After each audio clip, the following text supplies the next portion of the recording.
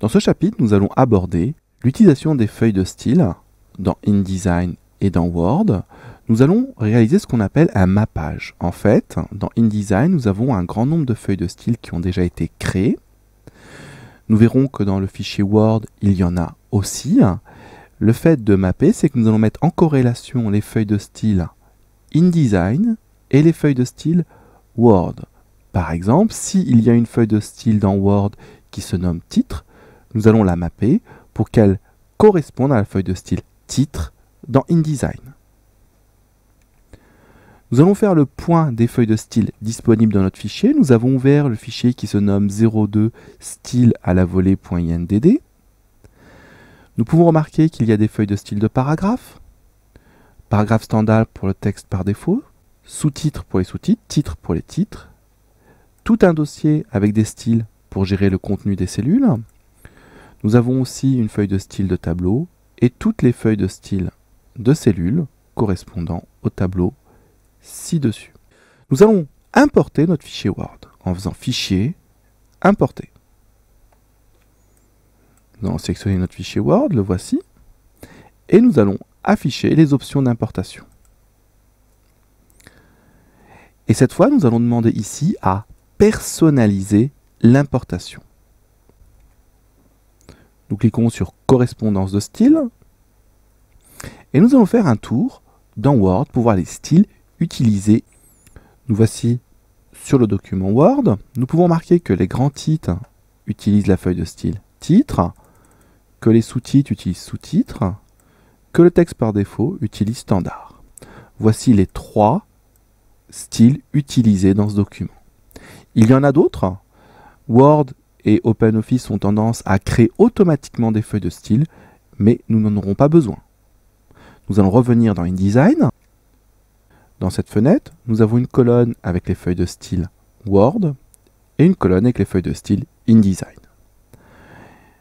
Par exemple, la feuille de style standard qui gère l'ensemble des paragraphes, nous allons lui demander à ce qu'elle soit mappée avec la feuille de style paragraphe standard de InDesign. Nous allons lui imposer une transformation. De même que pour le titre, nous allons lui indiquer d'utiliser la feuille de style titre qui se trouve dans InDesign.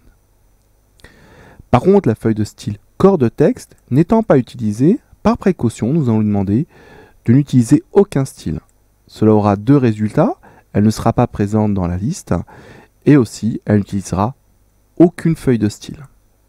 Nous faisons ça pour l'ensemble des styles qui ne sont pas utilisés. Comme ceci.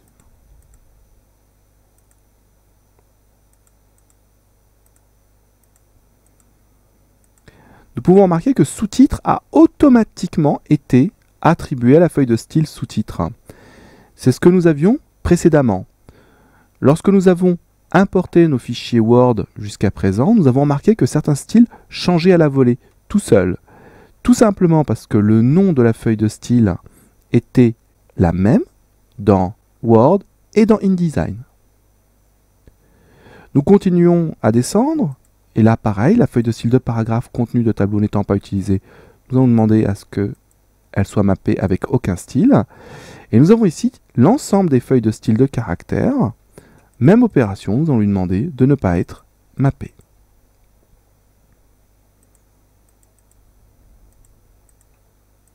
C'est une opération un peu longue. Voici. Et nous allons pouvoir dire OK. Nous allons dire aucun, aucun, et nous allons dire OK. Voilà. Et nous pouvons cliquer sur OK ici pour voir le résultat. Le même message d'erreur que tout à l'heure concernant les polices, nous allons les remplacer par de l'Arial ou de l'Helvetica. Nous allons demander de tout remplacer. Voilà, nous allons cliquer dans notre bloc. Nous sommes prêts à importer le fichier Word.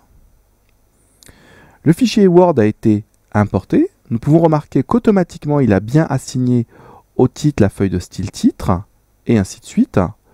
Petite opération que je vous conseille, c'est de sélectionner l'ensemble des éléments qui ont été importés et de forcer l'application des feuilles de style. Souvent, quand on importe des éléments venant de Word, il existe des paramètres qu'on va appeler parasites qui vont venir bloquer ou ne pas permettre au style à s'appliquer comme on a envie. Nous allons faire un clic droit et nous allons lui demander d'effacer tous les remplacements. Le résultat, c'est que la feuille de style est réellement appliquée comme elle doit l'être. Faites cette opération avant le traitement, la modification du placement des images, car si vous le faites après, vous risquez de perdre les dernières modifs que vous venez de faire. Nous pouvons remarquer que le fichier est maintenant correctement stylisé, il a été stylisé à la volée. Nous pouvons revenir sur les feuilles de style pour voir les feuilles de style qui ont été créées. Nous avons nos feuilles de style à nous, de même que les feuilles de style de tableau et les feuilles de style de cellule. Par contre, une feuille de style de caractère a été importée. Ne soyez pas surpris, cela arrive régulièrement. Soit vous avez oublié de mettre aucun lors de l'importation, soit vous ne l'avez pas vue et elle a été importée quand même.